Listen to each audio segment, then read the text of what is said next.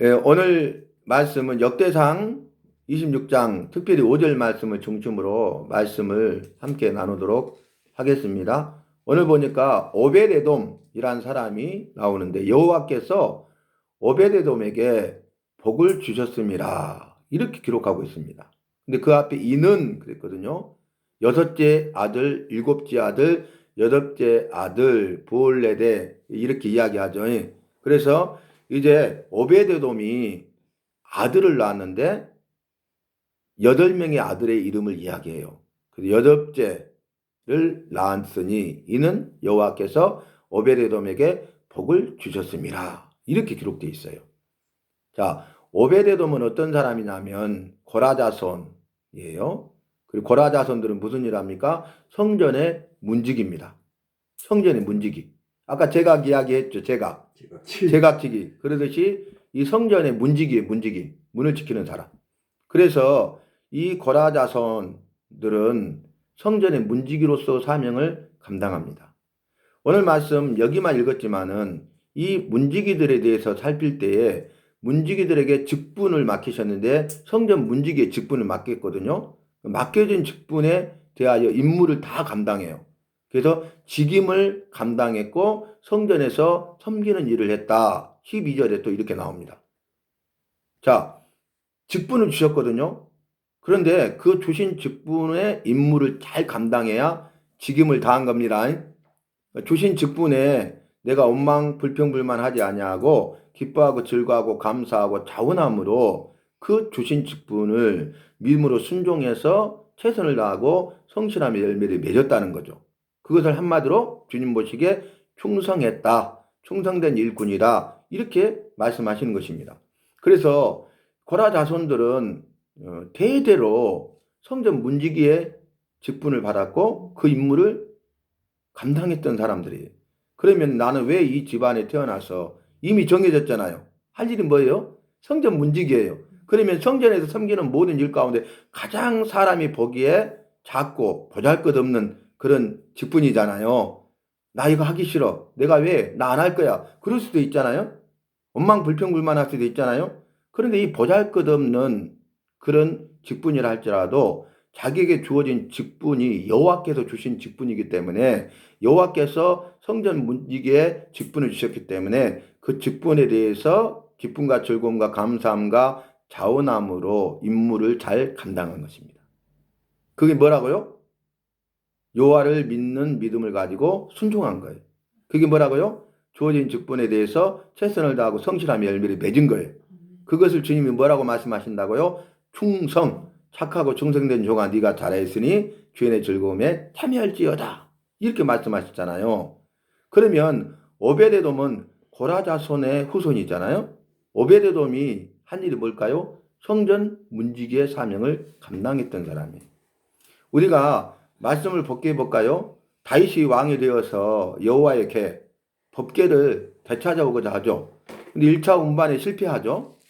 실패하면서 그 여호와의 궤, 법궤를 오베데돔의 집에 머물러 두고 와요. 근데 오베데돔의 집에 석 달 동안 머물 있을 동안에 여호와께서 오베데돔에게 그 모든 소유에 복을 주셨더라. 그게 기록되어 있죠. 여러분 한번 생각해 보세요. 오베데돔은 성전 문지기예요. 그런데 여호와의 궤는 영광스러운 거잖아요. 그죠? 상상할 수 없는 일, 기적도 이런 너무나 큰 기적이 이루어졌죠.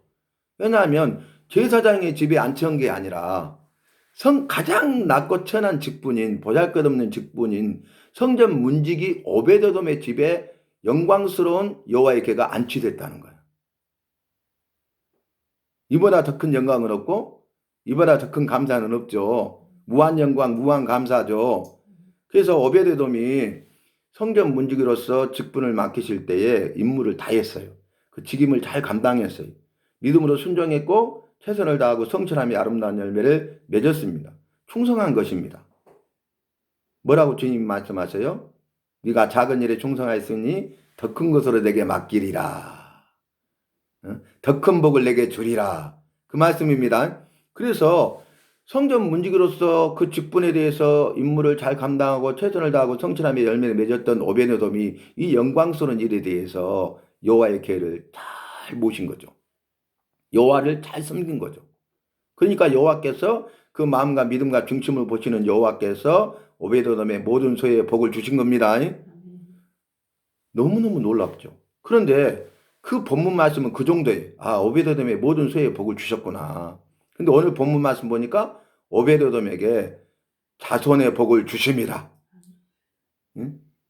여호와께서 사람을 만드셨어요. 만드신 제일 첫 번째 목적이 뭐예요? 여호와 이름을 찬송케 하려고 만드셨죠. 두 번째가 뭡니까? 복을 주시려고 만드셨습니다. 여호와께서 첫 번째 한 일이 뭐예요? 사람에게 복을 주시되 복을 주신 것입니다. 근데 생육하고 번성하여 땅에 충만하라는 복을 주셨어요. 다시 말하면 번성의 복을 주셨습니다. 여호와께서 복을 주시려고 만드셨는데 무슨 복을 주셨냐면은 번성의 복을 주신 거예요. 번성은 더 크고 더 강하고 넓어지는 복입니다. 최고의 복입니다.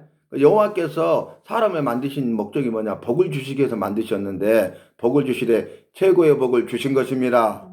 우리에게 나에게 최고의 복을 주신 것입니다. 그래서 우리는 번성의 복을 누리는 주인공 간증자가 돼야 돼요.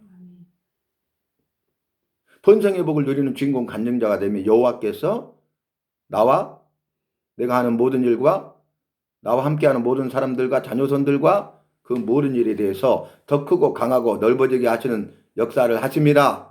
기적을 행하십니다. 그런데 이 번성의 복을 성경에서 또 뭐라고 이야기했다고요? 하늘의 신령한 복, 땅의 기름진 복으로 설명해요. 그러면 땅의 기름진 복, 우리가 이 땅에 살아갈 때에 살아있는 동안에 이 땅의 기름진 복은 뭐냐? 두 가지. 첫 번째는 형통의 복, 두 번째는 은혜와 평강의 복이에요. 그러니까 우리가 예수 믿는 사람으로서 이 땅에 살아있는 동안 우리는 형통의 복을 누리고 은혜와 평강의 복을 누려야 되겠습니다. 형통의 복이 뭐라고요? 그 하는 모든 행사가 다 잘되리로다. 형통하리로다. 그 행사가 다 형통하리로다. 그건 뭐냐면은 하는 일마다 하는 모든 일이 다 잘되리로다. 그 복입니다. 하는 모든 일이 잘되는 복이에요. 형통의 복이. 그런데 여러분 형통의 복을 살필 때 어떤 사람이 형통의 복을 누려요? 시편 1편에 복 있는 사람은 이렇게 시작하면서 자, 그 행사가 다 형통하리로다. 형통의 복을 주신다는 말이죠. 근데 어떤 사람에게 형통의 복을 주시냐면은 여호와의 율법을 즐거워하는 사람. 두 번째는 뭐예요? 주야로 묵상하는 사람. 세 번째는 그 말씀을 지켜 행하는 사람.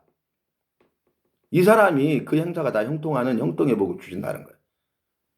그런데 여기 보세요. 복 있는 사람애가 첫 번째 여호와의 말씀을 즐거워한대요. 그래서 두 번째 주야 밤낮을 가리지 아니하고 말씀을 묵상하게 된다는 거예요. 여호와의 말씀을 즐거워하니까 밤낮을 가리지 않고 여호와의 말씀을 묵상해요. 묵상이 뭐라고요? 메디칼로스 투약의 효과. 감기 오면은 감기약을 먹으면 이 감기약의 약효가 머리 끝부터 발끝까지 온몸이 다 퍼지죠. 감기약의 지배를 받죠. 그래서 약효가 나죠. 그래야 퍼져야.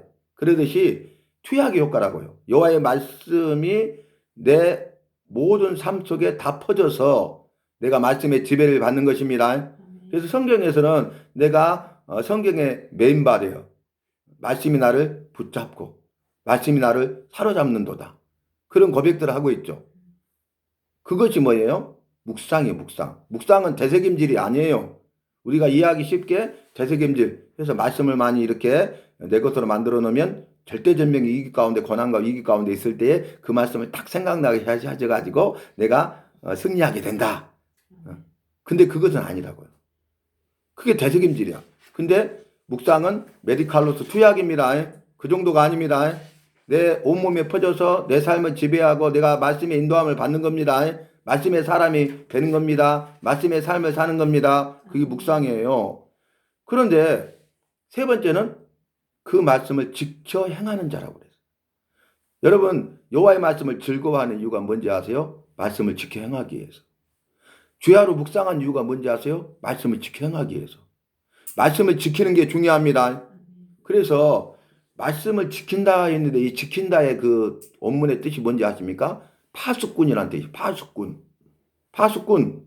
그러니까 말씀을 지킨다. 말씀을 지켜 행한다. 말씀의 파수꾼이라는 내용입니다. 내가 말씀을 지켜 행하는 순간 나는 말씀의 파수꾼입니다. 여러분, 파수꾼은 깨어 있어야 돼. 파수꾼은 자신을 지킬 뿐만 아니라 적의 침입으로부터 자신의 생명과 자기와 함께한 모든 사람의 생명과 모든 것의 안녕을 지키는 사람이죠. 그 사람이 파수꾼이죠. 파수꾼이 깨어있지 않고 자게 되면, 깊은 잠에 빠지게 되면 자기가 먼저 죽어요. 적의 손에 의해서. 그리고 자기와 함께한 모든 사람들이 죽게 되고요. 그 모든 소유를 다 잃어버리고야 마는 겁니다. 그래서 파수꾼의 역할이 중요해요. 파수꾼은 깨어 있어야 돼. 그래서 마지막 때 예수님께서 주신 말씀 가운데 우리에게 주신 핵심이 뭡니까? 마지막 때 깨어 있으라 그랬죠. 우리는 파수꾼입니다. 깨어 있는 파수꾼입니다. 깨어 있어야 합니다. 파수꾼의 사명을 감당해야 깨어 있는 것입니다. 여호와께서 지키지 아니하시면 파수꾼의 경성함이 허사로다 그랬어요. 파수꾼이 아무리 파수를 잘하고 깨어 있어도 여호와께서 함께 하지 않으면 안 됩니다. 여호와가 함께 하셔야 됩니다. 그래서 두 가지, 여호와께서 함께 하시고 나는 깨어 있어야 돼. 이 두 가지가 이루어져야 됩니다. 그래야 파수하게 됩니다. 생명을 지킵니다. 모든 것을 지킬 수가 있는 것입니다. 그렇지 않으면 생명을 잃어버리고 모든 것을 잃어버리는 것입니다. 원수사탄 마귀로부터 우리가 말씀을 지키는 파수꾼이 됩시다. 깨어있는 파수꾼이 됩시다. 파수꾼으로서 경성합시다. 여호와가 함께하는 파수꾼으로 삽시다. 이게 중요하다고요. 그래서 내가 말씀을 지켜 행하잖아요. 그러면 여호와께서 나에게 너는 말씀의 파수꾼이야. 이런 직분을 주시는 거예요. 그러면 그 직분을 주셨으니 우리가 그 임무를 잘 감당해야 되겠습니다. 그래서 말씀을 지키는 파수꾼이 되어야 하겠습니다. 그래서 나는 말씀을 지키는 파수꾼이야. 근데 말씀이 없어. 말씀이 내 삶의 우선순위가 아니야. 약속의 말씀 붙들고 기도하지도 않아. 그러면 말씀의 파수꾼이 아닌 것입니다. 말씀의 파수꾼은요, 말씀이 우선순위야. 말씀대로 살아요. 그리고 말씀을 붙들고 기도하는 사람이 말씀의 파수꾼입니다. 내가 해야 될 것이 분명해졌어요. 내 삶의 우선순위를 정하는 거야. 내 삶의 우선순위는 뭘까요? 말씀이에요. 내가 훈련해야 될 게 뭘까요? 말씀이에요. 내가 어떻게 기도해야 될까요? 약속의 말씀을 붙들고 기도해야 되는 거예요. 이걸 우리가 몰랐던 거예요. 근데 이제 알았으니 잊어버리지 마시고 이렇게 삶의 우선순위를 말씀으로 정하시고 그리고 그 약속의 말씀을 알아가는 훈련을 하시되 강한 훈련을 하시고 그리고 약속의 말씀을 붙들고 기도하여 응답하시고 능력을 주시고 기적을 행하시고 승리하게 하시는 그 주님을 만나십시다. 기적의 주인공 간증자가 되십시다. 그래서 여러분 보세요. 말씀을 지키는 파수꾼이 형통의 복을 받는 것이에요.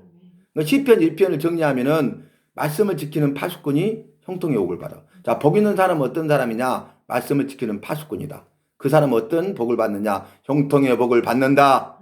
한 문장을 말하면 복 있는 사람은 말씀을 지키는 파수꾼으로 형통의 복을 받는다. 한 문장 요약이죠.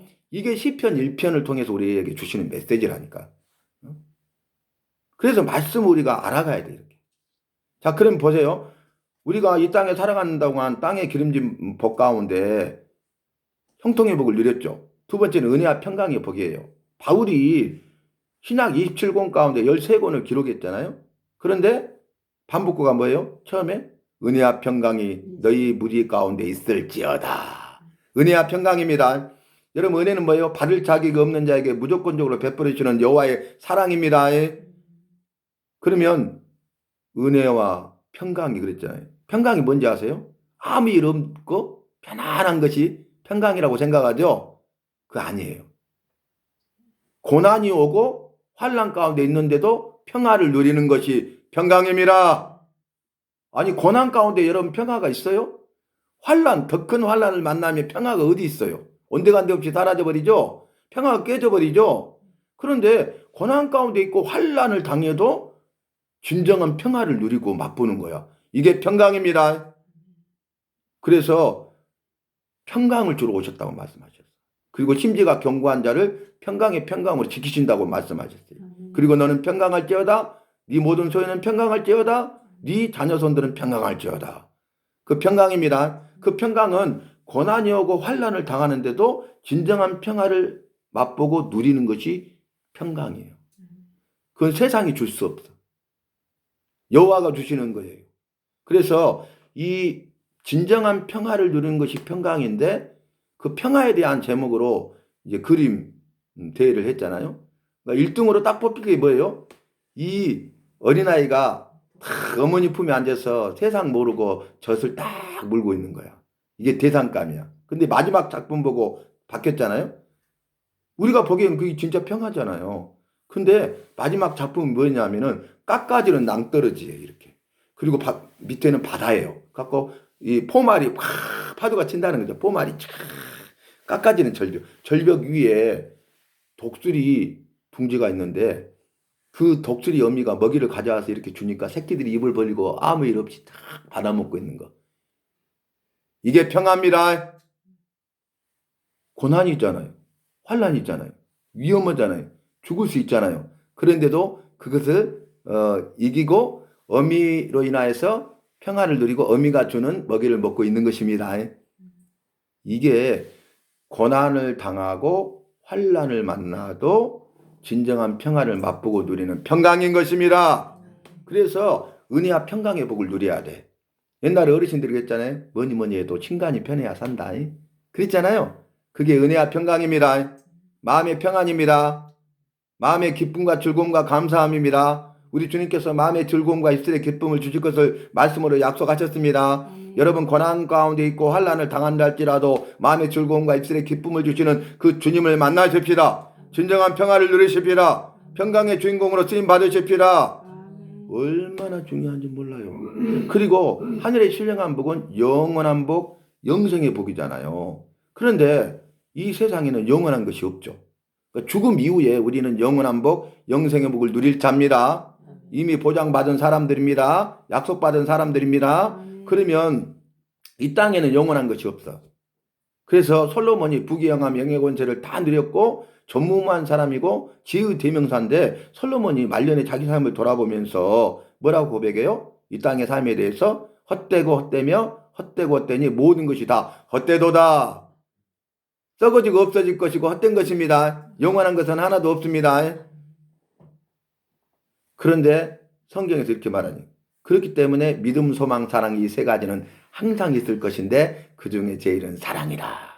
여러분 믿음과 소망과 사랑은 영원합니다. 항상 있습니다. 믿음과 소망과 사랑만 영원합니다.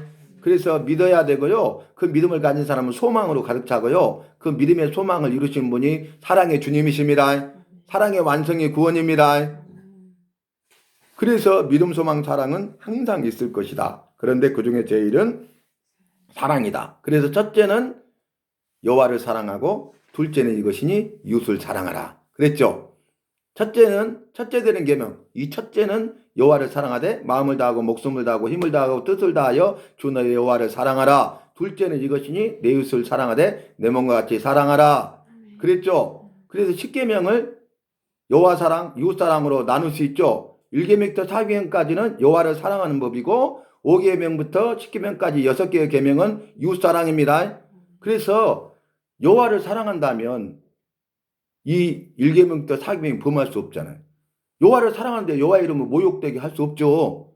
그 다음에 이웃을 사랑한다면 살인할 수 없잖아요. 그죠? 사랑하지 않기 때문에 살인하는 것 아니겠어요? 그래서 이웃은 뭐냐? 나 외에 모든 사람은 이웃이에요. 나를 제외한 모든 사람은 이웃이라니까요. 그래서 이웃에 대한 사랑은 이웃을 사랑하되 내 몸같이 사랑을 하셨는데 이웃에 대한 사랑 첫 번째 계명이 뭐예요? 내 부모를 공경하라. 왜 공경하라 하셨어요? 땅에도 잘되고 장수하리라. 나를 위한 거예요. 내 부모를 공경하라는 거예요. 여호와의 말씀대로 믿고 순종하셔서 부모를 공경하면 약속하신 대로 땅에서 잘되게 하시고 즉 형통의 복을 주시고 장수의 복을 주신다는 약속입니다. 그래서 부모를 공경해야 돼. 어제가 어버이날이었잖아요. 그렇죠? 그래서 살아 계실 때 우리가 그 부모를 공경해야 돼요. 근데 여러분 첫째는 여호와 사랑이고 둘째가 이웃 사랑입니다. 그러니까 이웃보다 여호와보다 이웃을 더 사랑하면 안 됩니다. 이웃 사랑이 첫째 아닙니다. 이 우선순위를 분명히 하시기 바랍니다. 그래서 이렇게 말했어요. 주 안에서 내 부모에게 순종하라고 했어요.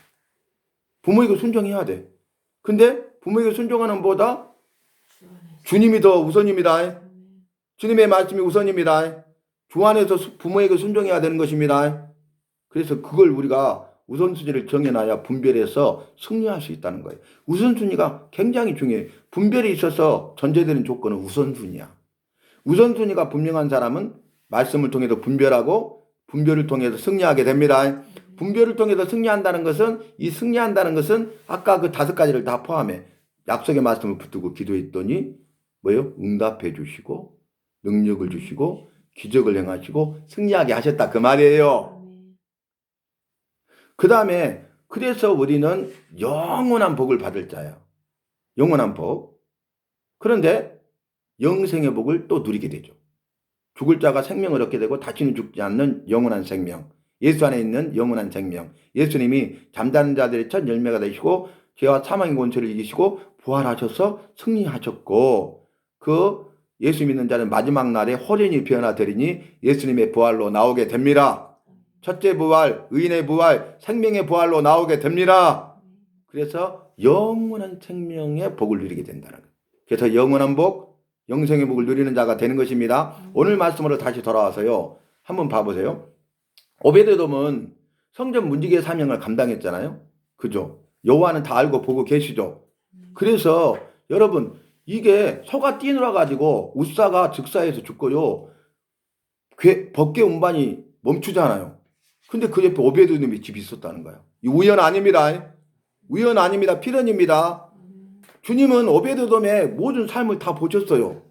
성전 문지기로서 그 직분에 대해서 원망 불평불만하지 하고 기쁨과 즐거움과 감사함과 자원함으로 최선을 다해서 성실함의 열매를 맺고 믿음으로 순종하는 법을 보셨어요.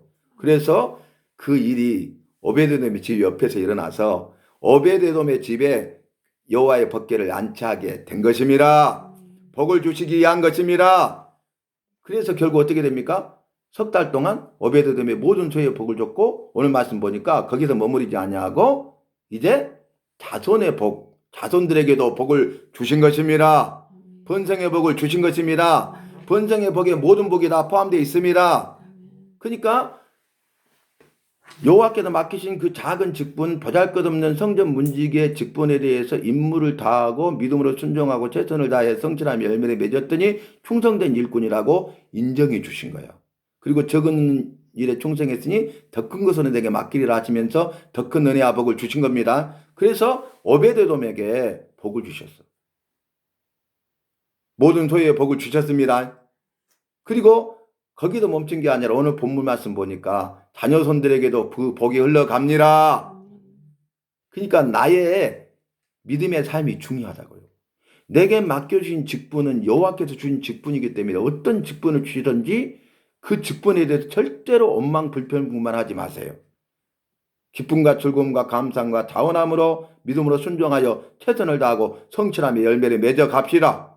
그러면 주님이 나를 보시면서 착하고 충성된 종이라고 말씀하십니다.